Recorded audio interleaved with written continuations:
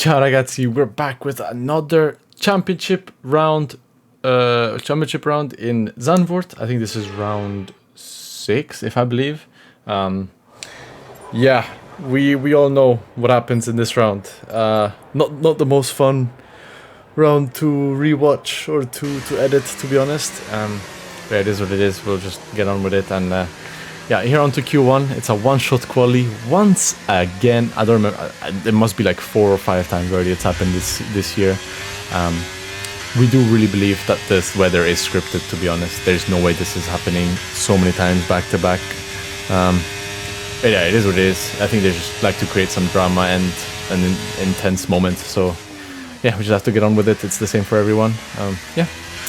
We're at P2, by the way, currently. So our first run was very, very good. Again, wet. Feeling so good in the wet in this game. I really felt at home and comfortable with the car.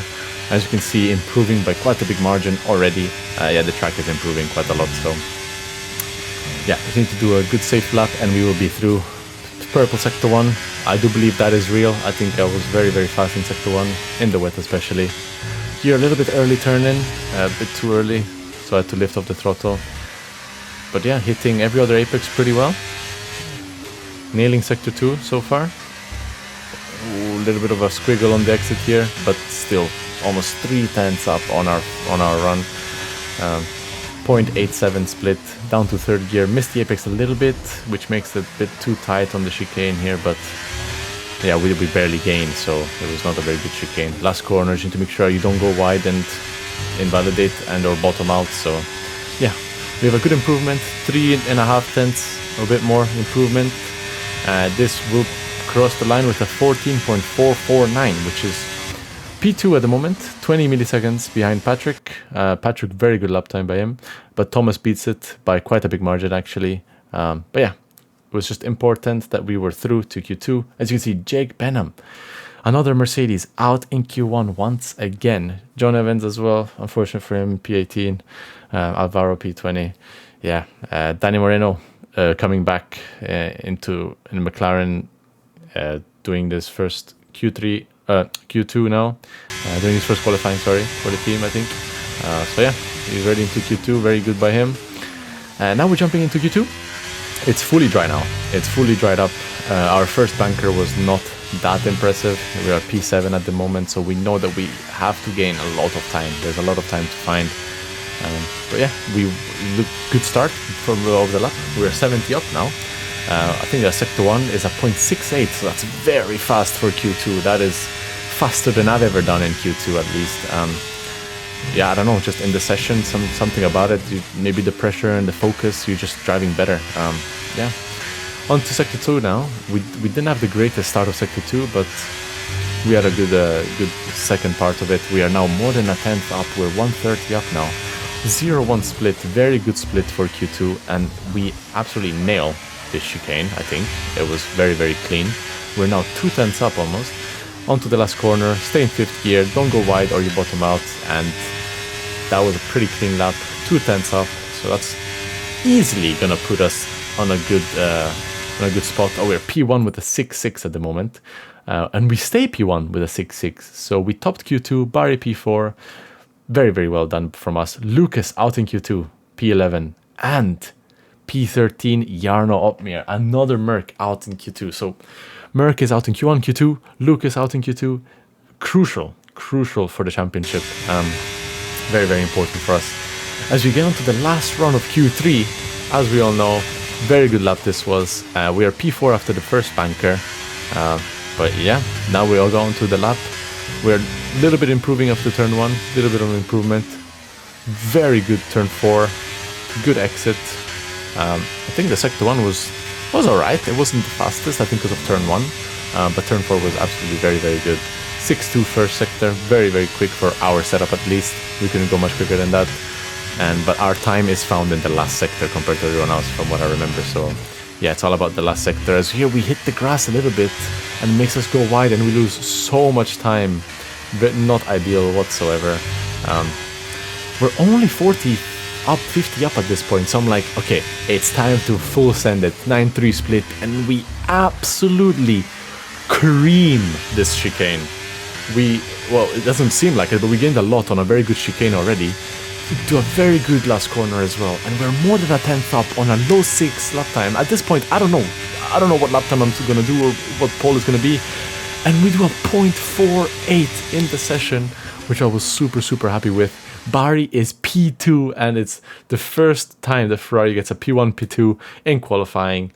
I'm the only one to have done a 0.4 in the session. Look at that last sector, 0.55 last sector. That is absolutely crazy last sector compared to everyone else.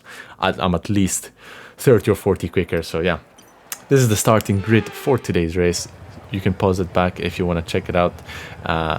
It's a perfect scenario. It's raining. That means that Barry can just, you know, do his own pace, a little bit slower than usual, and just I will slowly create this gap.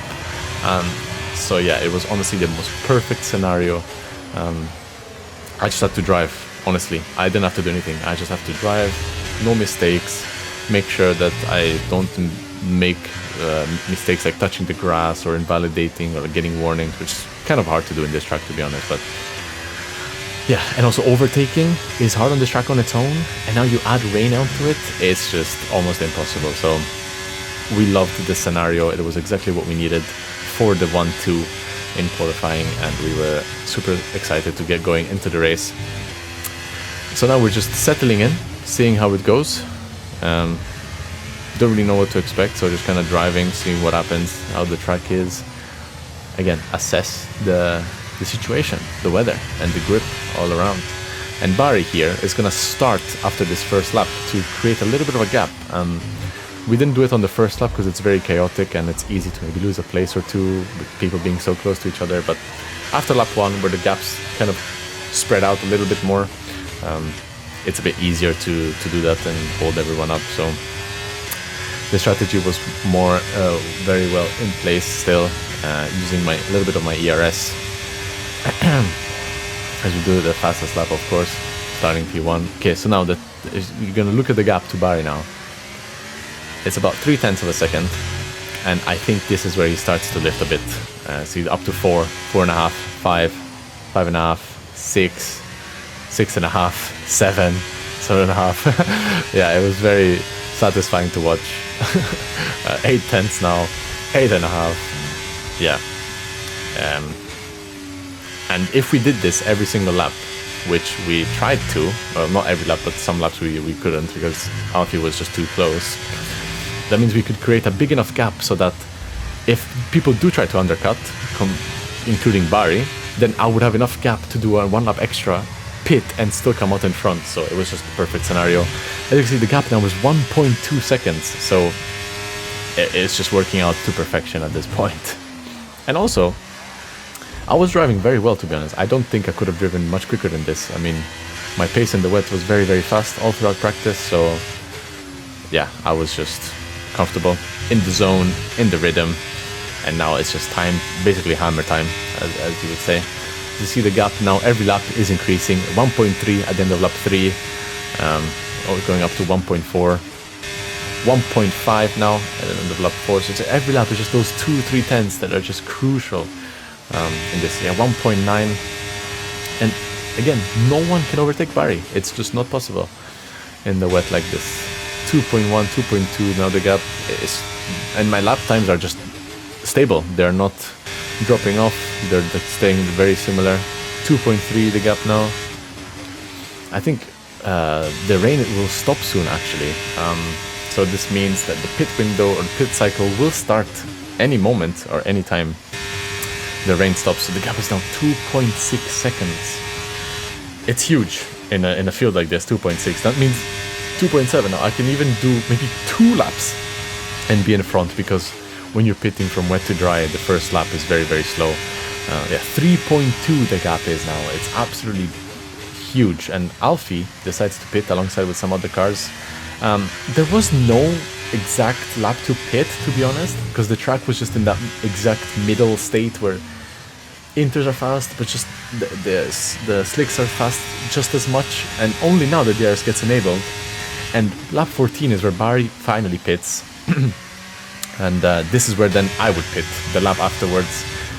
But as you all know, what happens into the pits here, not much else I can say.